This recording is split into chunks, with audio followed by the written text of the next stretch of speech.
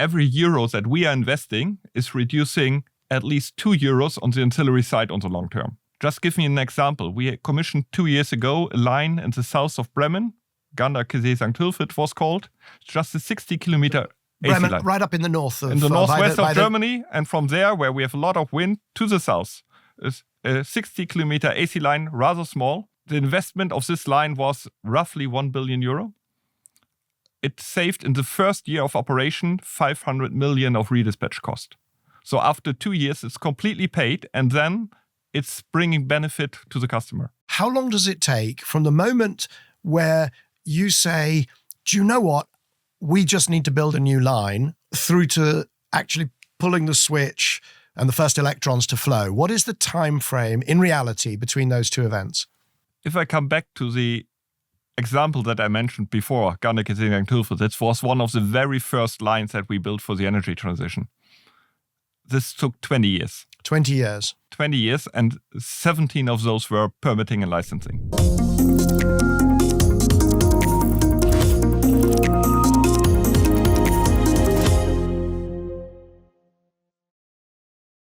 Hello, I'm Michael Liebreich, and this is Cleaning Up.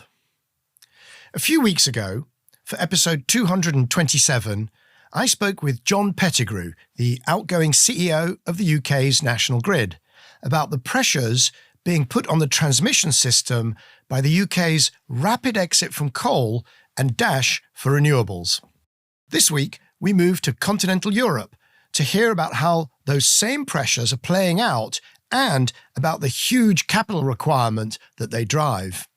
I'm here in Berlin as the guest of TenneT Germany, the largest of Germany's 4 transmission system operators, and this episode has been supported by them. So, please welcome Tim Meyerjürgens, the CEO of TenneT Germany, to Cleaning Up. Tim, thank you very much for joining us here on Cleaning Up today. Thank you very much for the invite. Let's start it where we always start, which is, in your own words, who are you and what does TenneT do, or TenneT Germany, but obviously the condensed version. So my name is Tim Meyerjürgens. I'm the CEO of TenneT Germany. TenneT Germany is one out of 4 German transmission system operators. So we are operating the large transmission line for the electricity grid in Germany. We are part of the TenneT Group. TenneT is also a transmission system operator in the Netherlands. And we have been the first cross-border TSO in Europe.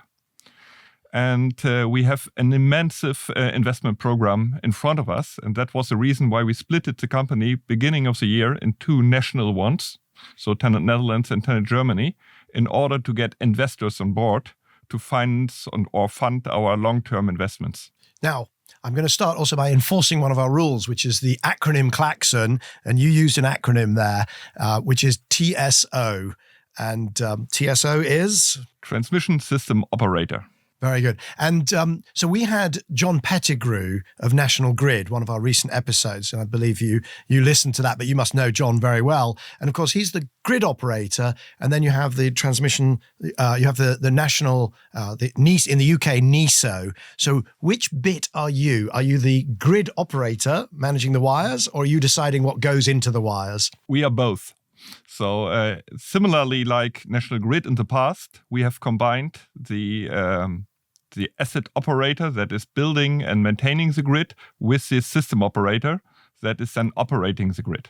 The reason I ask these questions is I think it's our audience, they're all expert in what they do, but not all of them are expert in either the grid or certainly in the way that those responsibilities get split. And presumably within TenneT Germany, you have you have the same functions, but they are within one organization rather than being split. Correct. And also differently than National Grid, we don't operate distribution grids.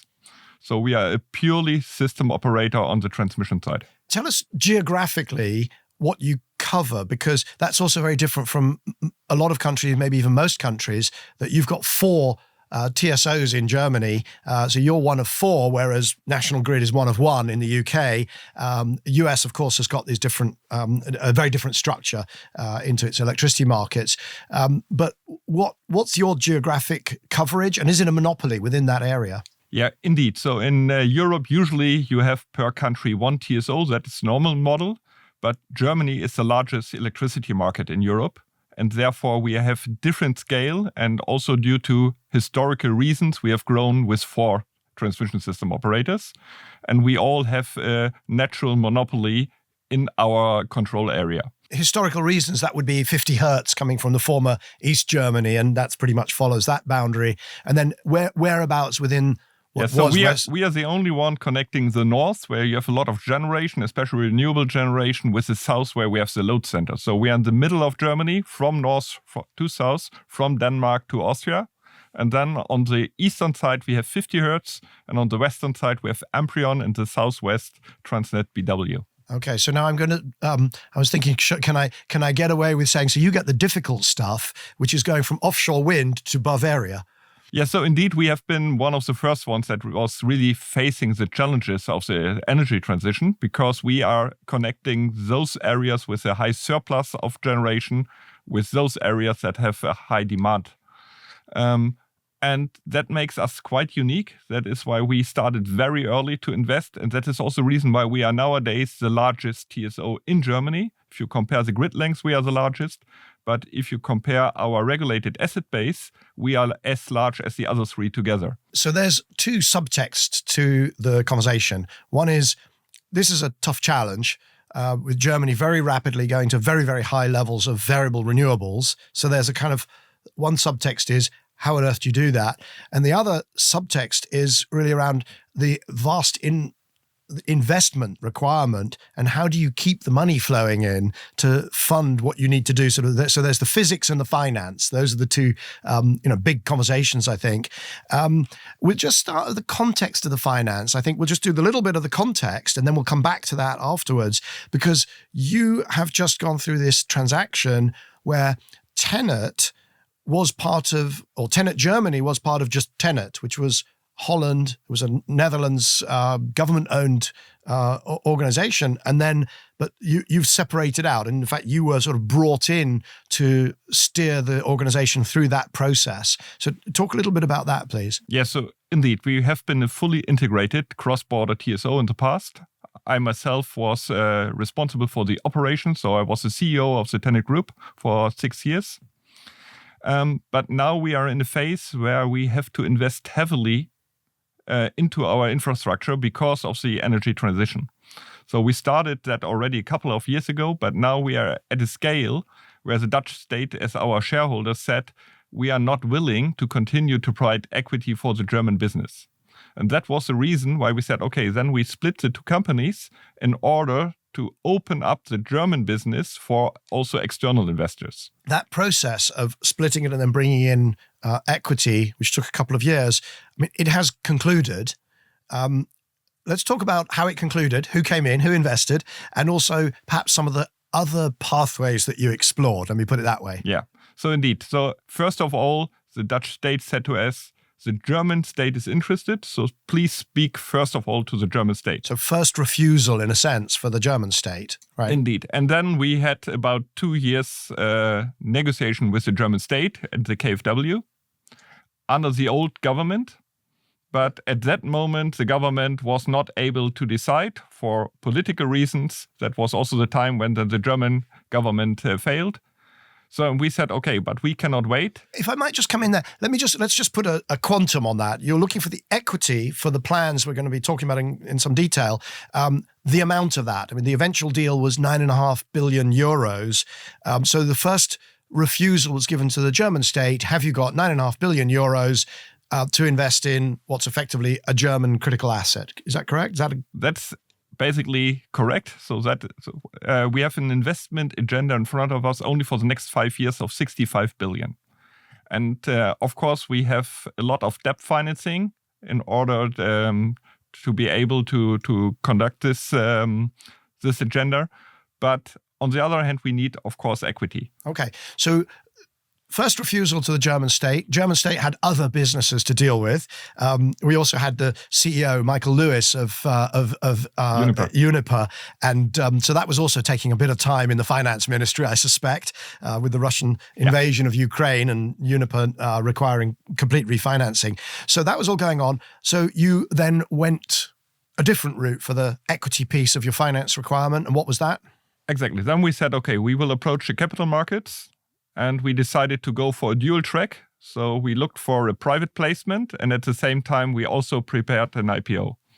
Okay, so twin track, private placement, and I'm just going to keep the audience with us here. Private placement is equity investors. It's not on the public markets, so it's not something that your average retail investor would necessarily even know is happening, but it'll be institutional investors, pension funds, sovereign funds, investing in privately.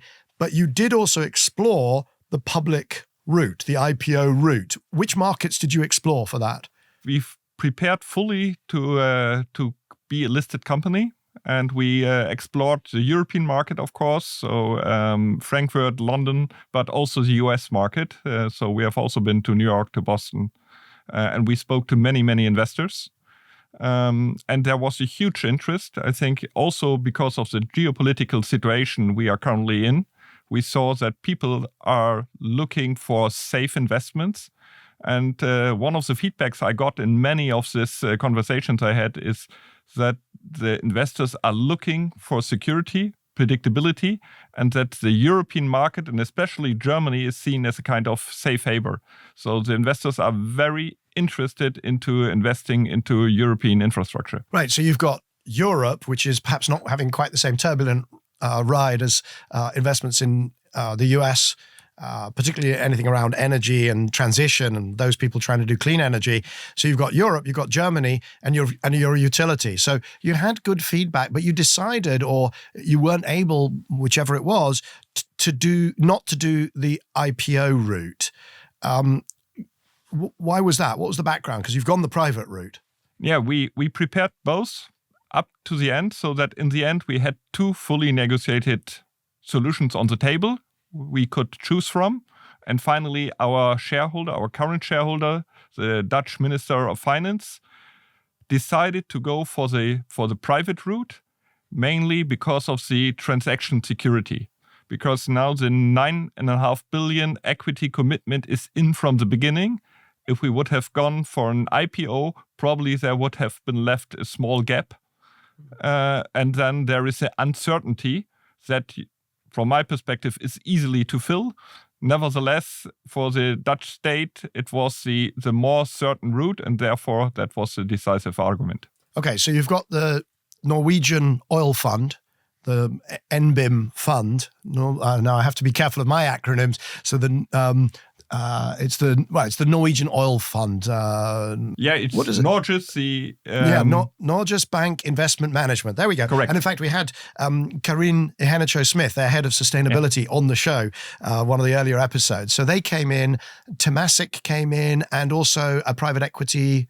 There was a third major player that came into the cap table. The Dutch pension fund, the Dutch APG. APG, there we go. And then we have from Singapore, GIC. GIC. Oh, it's not Temasek, GIC. No, yes, GIC correct. from Singapore, the sovereign fund, and then the Norwegian fund. Very good. So you've now got committed equity investors, and we're going to come back to the debt requirement, because you've already put out there, though, that you need 65 billion euros over the coming years of equity and debt.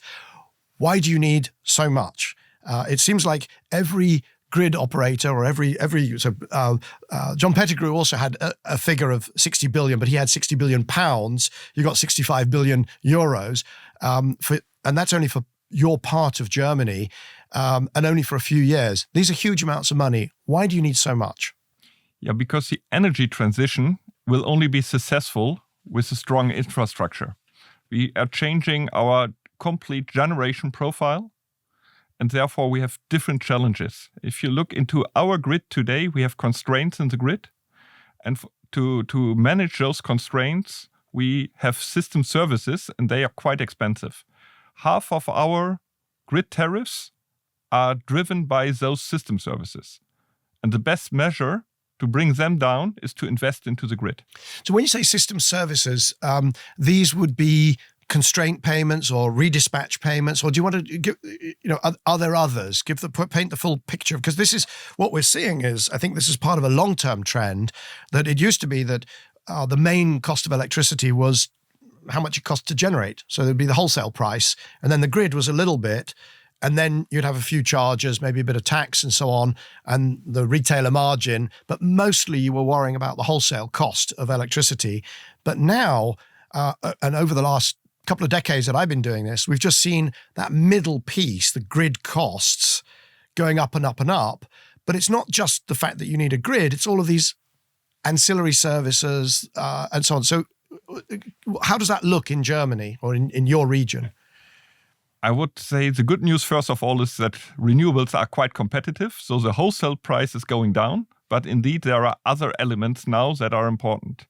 And about 1/3 in Germany is about the infrastructure, the grid cost, of which is half transmission and half distribution. I'm speaking for transmission. That is what we are looking at. And as I said, half of our tariffs are driven by those system costs. That is also the reason why we see rather stable tariffs also in the next couple of years, despite we are investing huge amounts, but we are able, with these investments, to drive down the system service cost. And therefore, we see price stability on the transmission side. It's a little bit different on the distribution side. That's why overall the grid tariffs are going up. But for our part, it's rather the opposite. So I did an episode with Leonhard Birnbaum of E.ON, yeah. And he was also talking about the huge amounts of investment. So you're essentially blaming him for the costs remaining high because it's the distribution bit, not the transmission bit. Is that right? Is that fair? No, that's not fair. I know Leo well, and it's not about blaming them.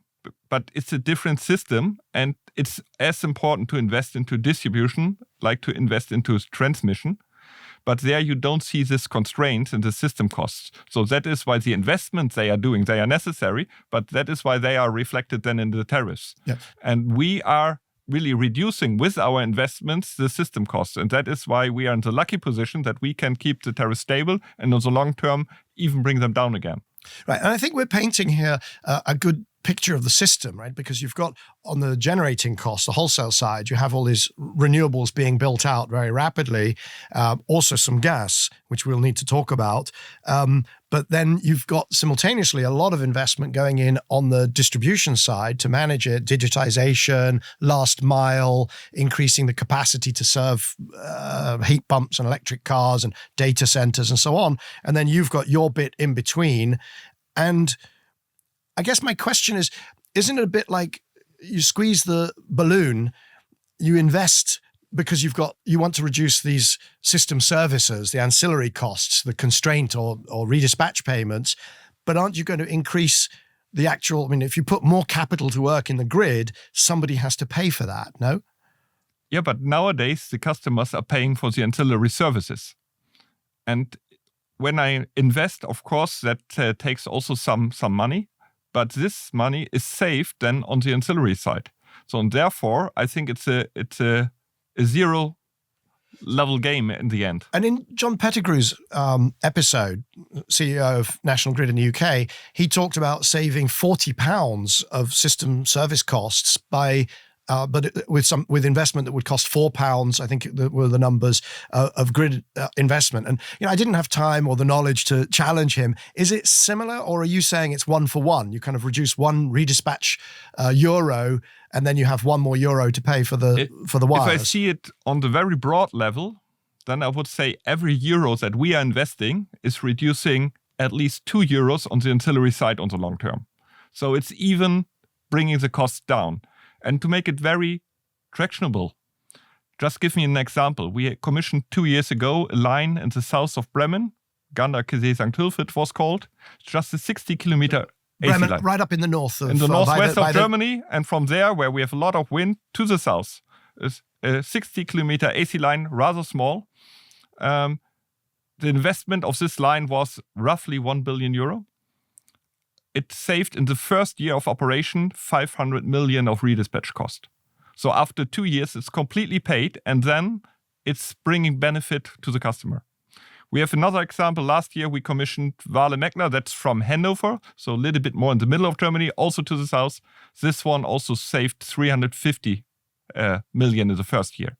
So you see that every investment that we are doing is paying off rather quick, and then giving benefits back to the customers. Those are fabulous examples where, in a sense, you've got a constraint today. You've got a redispatch problem today. And it would be lovely if the world could work that way, where all you'd need to do is release each constraint. Every time a constraint pops up, you immediately invest, and within 6 months or a year, you would have a lovely brand new transmission line. I'm smiling, you're smiling, because that's not the way it works, is it? In general, it is the way it works, but at the same time, we are very ambitious on the generation side to ramp up the renewables even much more to be able to fulfill the demand of the future, because also demand side is expected to grow with all the electrification of industry, new data centers. We expect that we will need much more. So while we are investing in reducing the ancillary services, we get more renewables connected to the grid, and this is pushing up the ancillary services again. So that is why we are in a kind of long-term marathon here. But let's just come back to this point about, when I was smiling and saying in 6 months or a year you've built the new line. How long does it take in Germany, which is partly stuff under your control, partly stuff under other people's control, regulators, public inquiries, environmental impact assessments, and so on. How long does it take from the moment where you say, do you know what, we just need to build a new line, or we need to create a new capacity for, to connect up, to create new grid connections? How long does it take from that moment through to actually pulling the switch and the first electrons to flow? What is the time frame in reality between those two events? If I come back to the example that I mentioned before, Garnick-Hilfe, that was one of the very first lines that we built for the energy transition. This took 20 years. 20 years. 20 years, and 17 of those were permitting and licensing. It has improved very much. So until 3-4 years ago, we were on average 10 to 12 years. With the last government under Robert Habeck, there were a lot of acceleration measures, also supported by the European Commission with an emergency regulation because of the war in the Ukraine and the energy crisis. That brought down the realization times to 5 to 8 years. But now we are at the moment where those emergency regulations are running out, and we have to replace them by permanent legislation. And there we are getting stuck now again. So if we don't get a long-term framework that allows 5 to 8 years, then we will go up to 10 to 12 again. So let's assume you get that regulation through. I mean, you have a business-friendly government in power. You had a renewables-friendly or Energiewende-friendly before. Now you've got business-friendly. So let's assume a tailwind on that. But what triggers the moment? What triggers the beginning of that process? And the reason I ask is, if you look at, you've got the people supplying the renewables, project developers, and you've got the people who use the renewables, which would be industry or a utility at the other end that's distributing to its clients. And each of those can operate on a sort of 1, 2, 3 year time frame. We want to do this, we plan it, we get our permits, and we're ready to go. And that takes, a few years. Let's call it 3 years. And at the other end, if it's now building, if it's a new program to roll out to, let's call it to put heat pumps into some industrial facility, big increase in demand. So they start procuring power. And that project will also be a sort of, let's call it a 2-3 year project, realistically, to go through budgeting. So those two ends of the process take, let's call it 2 to 3 years. At what point do they trigger the optimistically 5, 6, 7, 8 year process in the middle to get the transmission from the source of electricity to the demand for electricity? The system has been, meanwhile, completely decoupled. So we are a fully regulated business. It starts with the climate ambition of the government. So they set the climate target. Then the government is breaking down these targets into what will be the generation profile. So how much solar do I need? How much wind do I need? How much water, biogas, and what else? And then the same is done then with the demand side. So what do we expect? What will be the mega trends? Data centers, for example. How much data centers do we expect in the next 5 years, 10 years, 15 years? This is all put then into a scenario or in 3 different scenarios. Those scenarios are approved by the regulator, and that are then the basis for the grid planning process. Based on these scenarios, the 4 TSOs are developing a grid development plan, showing for all the 3 scenarios what is needed on the grid side then to accommodate those scenarios. And this, again, is then publicly consulted by the regulator and also finally approved. And once this plan is approved, that's the basis for us. That is then going to the German parliament. And then the projects are really going into a law where you see in the law this project is needed. And that's the basis then for our investments. So it's completely decoupled from what is happening in reality. But this plan is revisited every 2 years to adjust it to the real development that we are seeing. It's a real privilege, frankly, to have this explanation from you who know this system so well, because the word that pops into my mind that I probably should have used in the question is anticipatory investment. Correct. Because the problem that we've had in so many countries is that the grid operator, the TSO or the grid operator, have to wait by law until both sides are sort of lined up begging. One is begging to supply electricity and one is begging to use it. And then they kick off a process which historically in some countries, in many countries, has taken 12 or 15 or 17 years.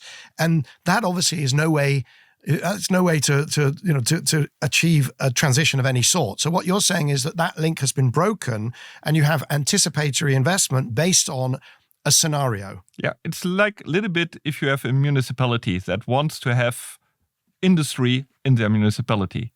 What they do is they start to invest into roads, into electrical supply. And when everything is ready, then they say, here's an area where you can invest. And then you are attracting the industry. And that's a little bit the thinking by the system that we have in Germany. What happens, though, to prices for your services if that demand doesn't materialize? So there's a subtext here, which is Germany had a very ambitious heat pump, electrification of heating plan, very ambitious electrification of transport plans. If those don't happen, then inevitably you will have invested because you started in good faith a few years back. Then does that still get passed on, but now to a much smaller user base? Because the megawatt hours you were expecting, the gigawatt hours you were expecting didn't materialize. So you divide the same number of investment by a smaller user base. Is that a risk? Yeah, so we have to divide the risk from a country perspective and also from a company perspective. So as a company, as I said, we are in a regulatory system. It's expected from us to invest in good faith, and we are also protected. So as a company, I'm not running a risk here. Nevertheless, of course, as a country, we want to have an efficient system. Therefore, it's important that your forecast comes very close to what happens in reality. And that is why the plan is revisited every 2 years and then adapted to what is really happening. So, and then if you see the entire scale of the German energy market, of course, in the one or other location, there could be a slight overcapacity, but in general, it levels out quite well, and it allows really to drive the energy transition forward. And the context here is that 2045, Germany net zero. So that's the policy. I believe it's constitutional, and therefore the plans all have to end up at that point. They're not allowed to be anywhere else.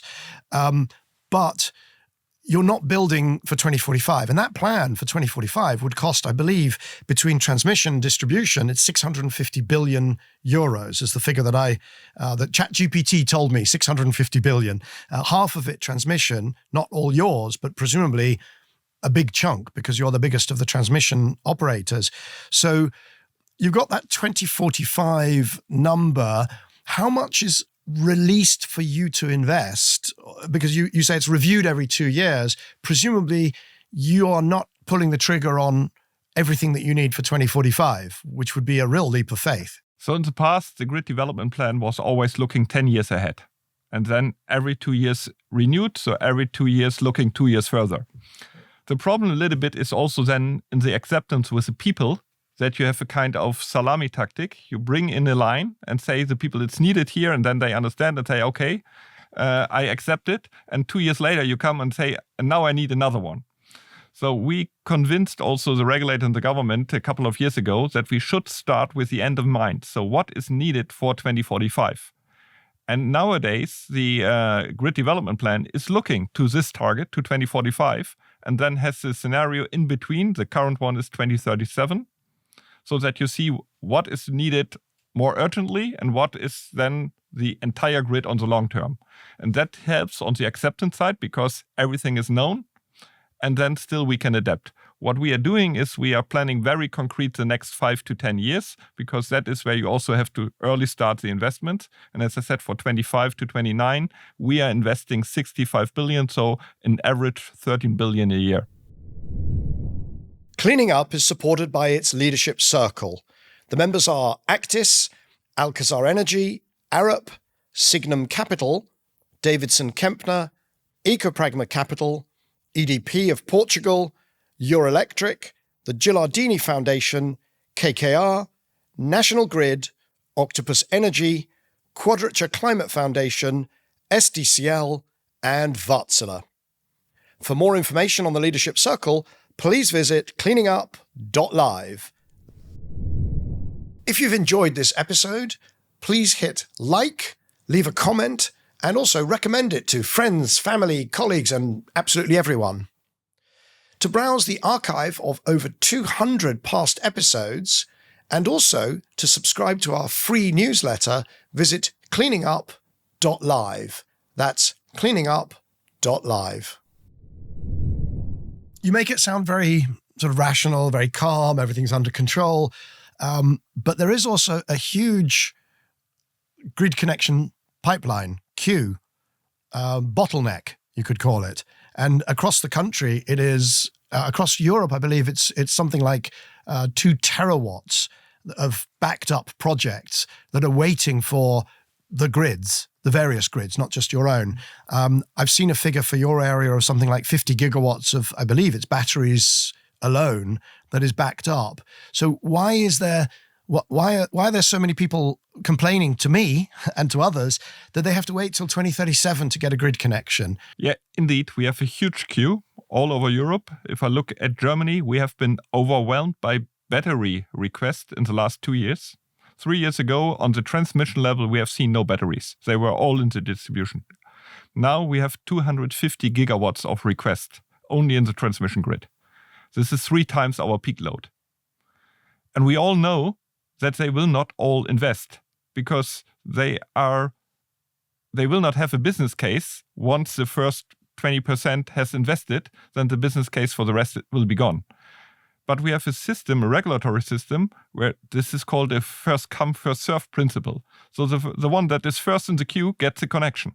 And therefore, everybody is now running to be the first one in the queue. You've created the perfect conditions for a race to get in the queue, exactly, which completely masks any real signal of what demand is. Exactly. And that's a little bit the problem. That is also why we are now recommending to change the system to a more maturity and system supporting criteria system, where it's dependent on how realistic is your planning. Do you have the land plot already? Do you have taken your investment decision? Have you secured the supply chain that you need? Those criteria. And are you supporting with your business model the system, or are you just taking advantage of the system? So we have, as Germany, with one price zone, we have one price signal. And we have batteries that are north of a bottleneck and others that are south. But they are reacting in the same way on the price signal. That means on the one side of the bottleneck, they are supporting us. On the other one, they do the opposite. And that is why I think it's urgently needed that we change the system and that those criteria, who is really supporting and also creating value for the customers, get prioritization in the connection. And we have that in the UK as well. So we have a lot of renewables in the north and offshore, which a lot of it comes into Scotland in the north, and then a lot of demand in the south. And something like a quarter of the time, because we only have one price and a constrained grid, something like a quarter of the time, our interconnections to other countries are flowing in the unhelpful way, because the price signal has said, oh, prices are going to be high, so buy in from France or Ireland or Norway or Denmark, when we should actually be doing the opposite. When in fact in the south, it flips. It's more likely that the price is low, and then France buys electricity, which we can't then supply from renewables. The solution to that feels to me like splitting the price zones. Is that under discussion? I mean, I know it's under discussion, but how can I put it? Is that a real debate? Is it really likely to happen in Germany? And if not, how do you solve that problem that you talk about of the batteries kind of dispatching when they should be being loaded and loading when they should be being dispatched? How do you do that if it's not zonal pricing? So indeed, in the first moment, zonal pricing seems to be the obvious solution, but it's much more complex. First of all, if you want to change the current system to a zonal pricing system, it will take you 4 to 5 years to integrate it into the system. So it's nothing you can do overnight. And at the same time, the root cause are the bottlenecks in the grids. So we are solving those bottlenecks with all the investments that we are doing. So in 5 years' time from now, we have probably the bottlenecks at complete different areas like today.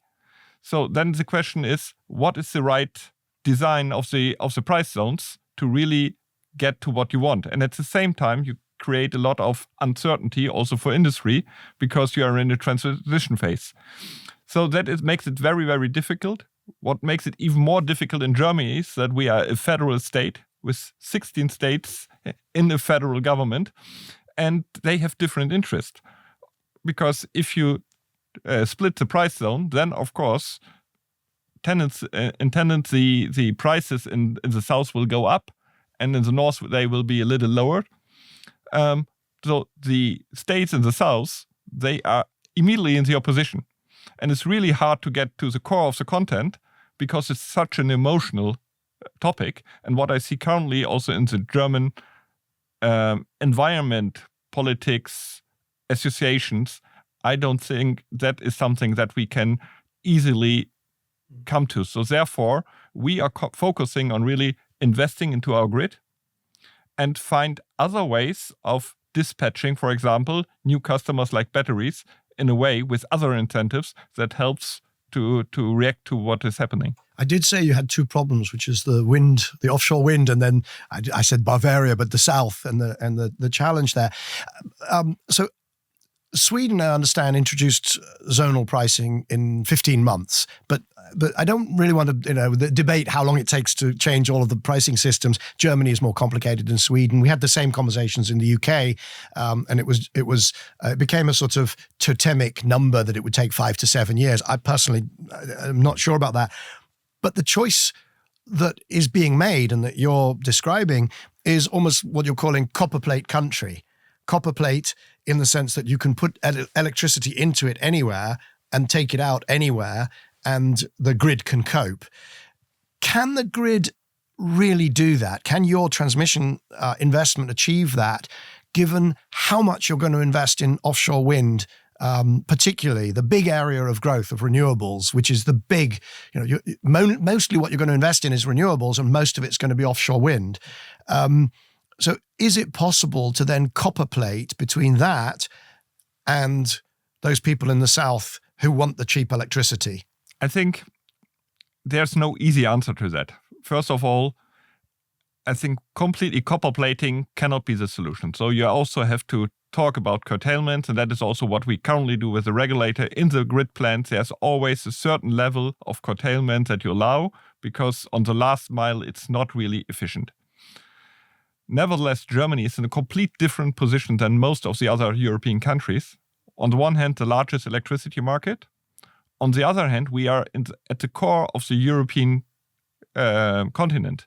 So we are also facilitating the energy flows from the Nordics, where you have a lot of renewables, very cheap, to the south of Europe. And we are also allowing the flows from the east to the west and the other way around, because also France and Poland have very different generation profiles. So we are really in the middle of it. And only part of it is for what we need in Germany. The rest is also to facilitate the European market. And of course, this is a high investment, but still, I think it's the best thing that we can do. And it's the backbone of the German or of the European economy. So if we want to be successful in Europe, this is an asset that you find nowhere else in the world. A grid that is so highly meshed about such a distance from Portugal to the Ukraine, from the Nordics to the south of Europe. And at the same time, industry is never more than a couple of tens kilometers away from the grid infrastructure. So, and we have a high availability of our grid. So in the transmission grid in Germany, we have provided 100% availability in the last years. So there has been not a single outage. This is a value for industry and for our economics that is highly underestimated. And I think that should be used in Europe to really develop from there the economy. And certainly as the debate turns to resilience, and obviously the power cut in Spain and Portugal in April this year focused a lot of minds, as did, of course, Russia's illegal invasion of Ukraine and this whole trend in geopolitics towards Europe being much more self-reliant. And when I say Europe, I mean the UK clearly, as well as not just the EU, but all of Europe. So resilience is in the spotlight. And I think you make a very good point that the country with the most resilient grid does have an advantage, and we don't market that. A question about Germany sits in the middle of Europe, and you have east-west flows and you have north-south flows. How does that get paid for? I mean, can't you get them to pay for your copper plate since they're using it? Now, we have a market regulation in Europe which oblige us to provide a certain capacity of our interconnection capacity to the markets. That is what we are doing. Paid we get by the German regulatory system. So this is also decoupled from us. And we've just talked about a lot of the kind of, I would say, the mainland system, but you're also very active connecting up those offshore wind farms, doing it to a certain extent on a sort of unilateral German basis, but also working with other of the North Sea countries, UK as well. Talk to me about the split. How much of what you're investing in, you've got that 65 billion, how much of that is your own, in a sense, mainland copper plate, and how much of it is actually going to be about importing the offshore wind into Germany? And I suppose the third category is interconnections to neighbouring countries. So you've got those three chunks. How does it split up? And let me maybe start first of all, why are we doing that? I think you talked about resilience. So from a resilience perspective, we have to be independent. And the most independent source are the renewables, especially offshore wind, because it's highly available. We have more than 300 gigawatt of potential in the North Sea alone. So this is a huge energy source for Europe, and we have to connect offshore wind in the most efficient way. We have been the first TSO investing highly into offshore, especially into HVDC technology. So this is direct current that you need if you go for long distances offshore. You cannot use the alternating current. We have been for 15 years the only operator globally operating those systems offshore. Nowadays we have 10 gigawatts connected to the German mainland. But this is just the starting point. So there's so much more. As I said, there's 300 gigawatts of potential. And if you want to do it in an efficient way, you have to do it together in Europe. So not only EU, also UK included. And that is why we started already a couple of years a cooperation between the TSOs around the North Sea to provide a design for a grid to make it in the most efficient way for Europe. And we are working on that together with the North Sea Energy Corporation of the member states to push this thinking forward. So instead of having each wind farm connected by a single line to the coast or to the country in question, this would be more of a web type approach and saying the wind farms connected to each other and the countries then connected through that to each other as well. Is that a fair characterization? Absolutely. As I said, we are using direct current technology. Those are point-to-point connection, or often say radials. So it's the connection from the wind farm to the grid onshore. That means we are transporting more or less the wind profile. So the turbine is just generating what the wind is providing. That is in the North Sea usually 4,500 hours a year. So half of the time is this connection really used? We see now, because of the ambitious targets of the German government of 70 gigawatts in a rather small sea area, that we're seeing wake effects. So the turbines are covering themselves from the wind, and therefore the full load hours go down from 4,500 to 2,500, 2,200. That means that we are using our grid infrastructure only 25% of the time. And that's, of course, not very efficient with those highly expensive assets. If you now combine such an asset with an interconnector, we do it, for example, between Netherlands and the UK with LionLink, then you invest just in 20 kilometers more cable, and you get a full-fledged interconnector on top of your offshore connection, and then you can use it for 8,000 hours. And that's the thinking behind, and that is why we think this is the right way. And coming back to your initial question, half of our investments are offshore and half is onshore. And the offshore is then interconnection as well as wind farms. Yeah, it's mainly wind farm connections, but it's also interconnections. So now, but that raises a very interesting question, which is that feels like a very pan-European conversation. I mean, of course, you've got Norway and you've got UK and not in the EU, but when you talk about the Netherlands or you talk about Belgium, you talk about Denmark, and you talk about these flows east-west going across Germany, north-south going across Germany, why wouldn't the right regulator for all of this be Brussels?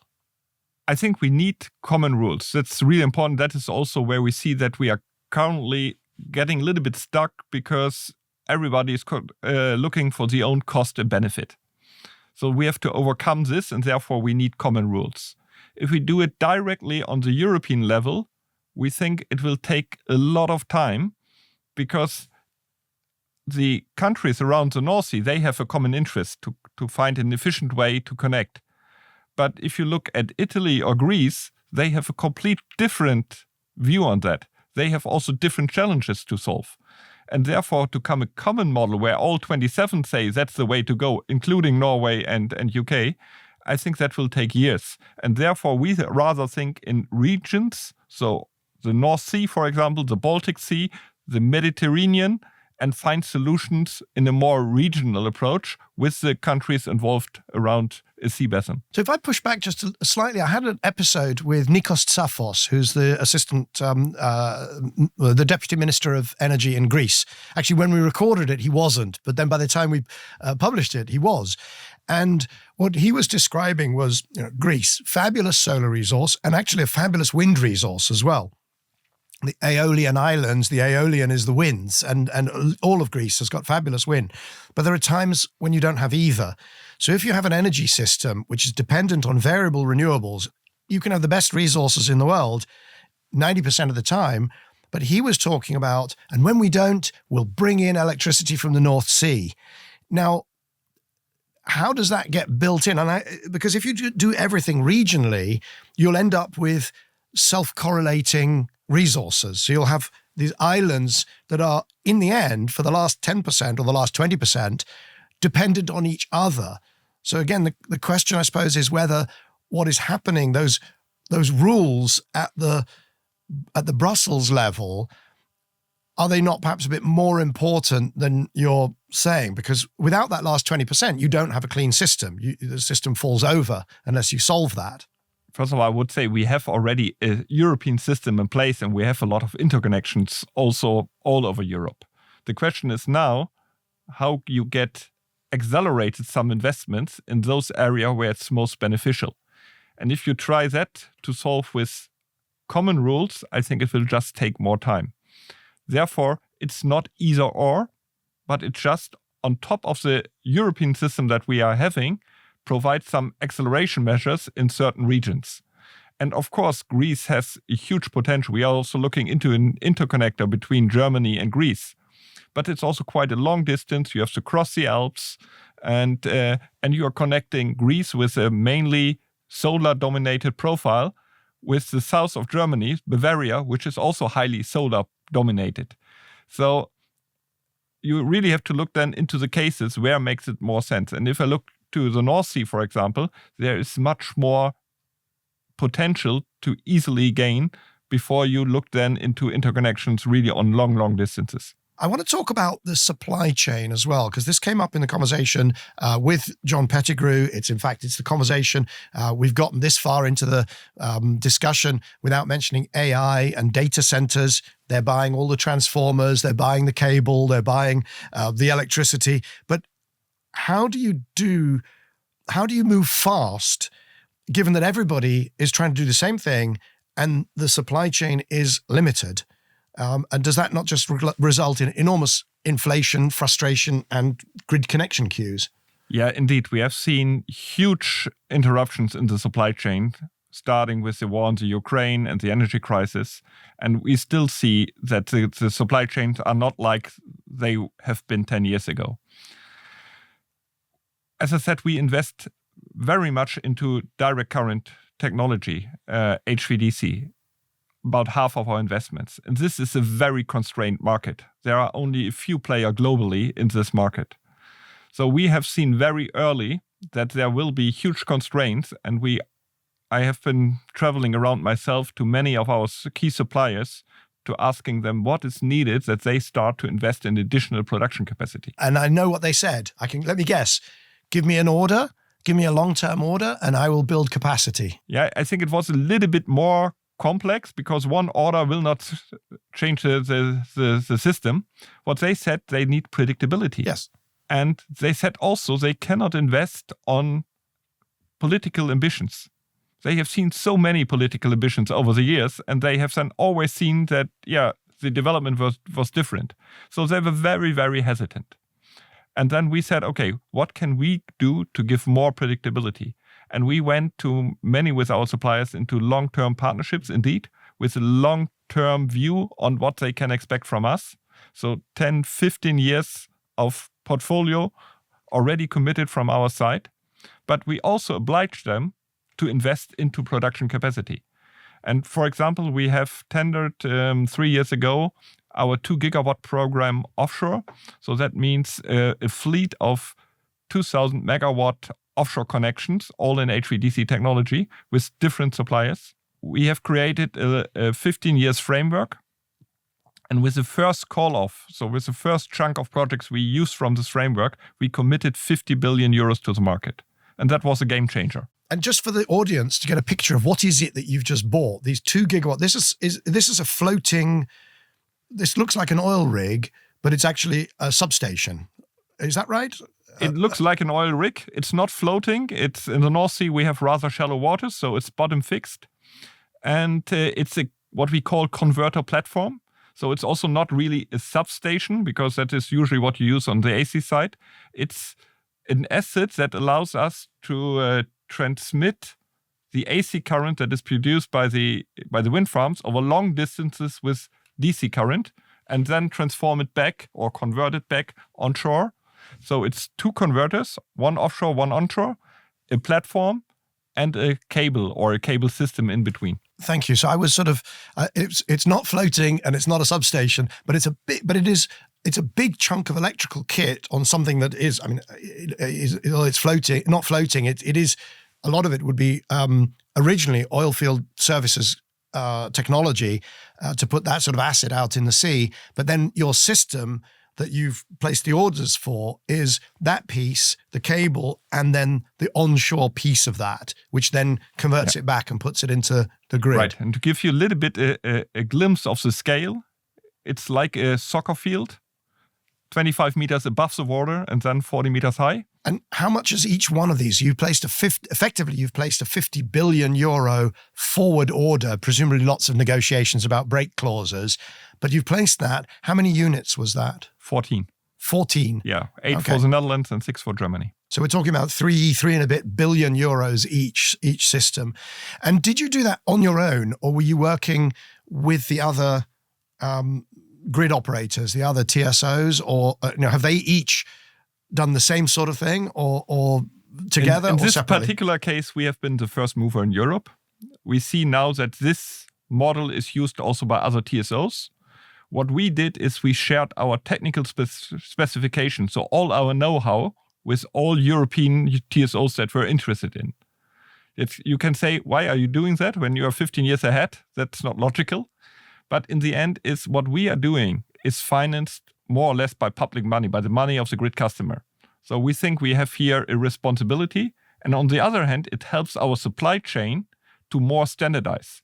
Because if they are all using the same technical specification, it's easier for the supply chain and they can get more output. So that is where we also benefit again. Okay, so we need to get on to closing. We come back to that financial transaction, right? How do you finance all of this? Because you got your 9.5 billion euros of new equity. So you've whatever's in the business, but you've got 9.5 billion. You want to spend 65 billion. You've actually already spent 50 billion, right? Is what you're saying. You've already got commitments for this one piece of it. And how are you going about raising the rest of it? Because that's kind of a core challenge. And I suspect it's a lot of your day is talking to the capital markets. So how are you doing that? So in the past, we have done the financing all via the TenneT holding. Now we do it on the German level. So the first step was to get the equity in, and we have the commitment of 9.5 billion, as you mentioned. And now we are preparing ourselves for the debt market. The first step was just recently the syndication of a revolving credit facility of 12 billion euros. So that's almost like we would call that an overdraft in the kind of the retail market. That would just be you can use it for whatever. It's not connected to a project. It's not connected to a project. It's more like an insurance. So it's just backing that you are ensuring that you have the liquidity that you need. So it's not a financing instrument in itself, but it gives you the access then to go into the debt market. And then we will start next year going to the debt market with amounts roughly about 10 billion a year, raising then the capital for the investment that we have, as I said, about 13 billion investments each year. So 10 billion a year over 5 years becomes 50 billion. You add it to the 9.5. You've got your overdraft facility. Those 10 billions, each time you do it, will they be linked to specific parts of the grid, specific projects? So will you say, here's a new interconnector, you know the payback, will it come into the company? So it'll just be on the balance sheet? It will come into the company and we finance everything on the company level. So everything will come in on the company level. And your credit rating, have you already got your own independent credit rating, or is that something also you're negotiating? We are currently in the process of it, but we are striving for a BBB+ credit rating, and that is also where we are completely convinced that we will be able to maintain that on the long term. So interestingly, BBB+, and I don't know what other utilities or other TSOs are, but that is just below investment grade, right? It is investment grade. It is investment. It is classed as investment grade. Okay, and it's not a sovereign rating. So the question is, why would it not be higher, given that fundamentally doesn't the German state stand behind you now? The German state not. The Dutch state is still standing behind us. As the majority shareholder, still holding 54%, and 46% is with the new investors. It's a little bit because of the regulatory system that we are having, because the regulator is assuming a fixed 40-60 share of equity and debt. And if we gear it, then we have a little bit chances here to outperform the regulatory system. And that is how we get our earnings. So the guarantee by the Dutch for what's essentially a German core part of the German infrastructure that the German state can't see fail, that must make for some interesting conversations at cocktail parties, possibly in Brussels. But I'm familiar with this process of running up each year, going into the debt markets. I was on the board of Transport for London. I was on the finance committee. And indeed, we did exactly the same. The reason why Transport for London was created, separated out from being a nationalized, effectively, operation, was to be able to go into the debt markets. And over a period of time, you run up the debt. And then, of course, you get criticized because you've got so much debt. So not everybody, perhaps this episode of Cleaning Up can be referred to explain why you're managing the finances the way you are, because some activists and some of the audience, maybe some of the existing audience will say that you should not be taking risk by raising debt and financializing what you're doing. It's a core asset of Germany. Germany should own it. Yeah, on the other hand, we are in a very long-term business and we are building assets. So we have an asset base and a value against it. And also on the equity side, we will be self-funding after this period of 65 billion investments, because our asset base will triple the next 5 years from currently a little bit around 30 billion then to more than 85 billion in 29. And with that, we are able to also maintain our long-term financing in a very solid way. So that's going to be an interesting conversation, and I will already invite you back onto Cleaning Up in 2029, because at that point you will be looking at the rest of your capital spend. So I said that ChatGPT had told me it was 650 billion across transmission and distribution for transmission operators, not just you, but that's through till 2045. There'll be episode 2 or the second act of all of this, which starts presumably 2030 through to 2045, where you will still need to be building that copper plate Germany, right? Yeah, indeed. So as I said, we are expecting now for the next 5 years to invest 13 billion a year. In the years after 29, we expect still investments of around 10 billion a year. Well, I'm going to wish you the very, very best of luck, and thank you for spending time with us here today on Cleaning Up. Thank you very much. It was my pleasure. So that was Tim Meyerjürgens, the CEO of TenneT Germany, who also sponsored the episode. As always, we'll put links in the show notes to resources that we mentioned during our conversation. So that's episode 227, my conversation with John Pettigrew, the outgoing CEO of National Grid, and episode 201 with Nikos Tsafos, the Deputy Minister of Energy in Greece. We'll also put a link to TenneT Germany's website and to the press announcement of their recent major fundraising. And so, with that, it remains for me to thank Oscar Boyd, our producer, Jamie Oliver, our video editor, the team behind Cleaning Up, the Leadership Circle, who make all of this possible, and you, the audience, for spending some time with us here today. And please join us this time next week for another episode of Cleaning Up. Cleaning Up is supported by its Leadership Circle. The members are Actis, Alcazar Energy, Arup, Signum Capital, Davidson Kempner, Ecopragma Capital, EDP of Portugal, Eurelectric, the Gilardini Foundation, KKR, National Grid, Octopus Energy, Quadrature Climate Foundation, SDCL, and Wärtsilä. For more information on the Leadership Circle, please visit cleaningup.live. If you've enjoyed this episode, please hit like, leave a comment, and also recommend it to friends, family, colleagues, and absolutely everyone. To browse the archive of over 200 past episodes, and also to subscribe to our free newsletter, visit cleaningup.live. That's cleaningup.live.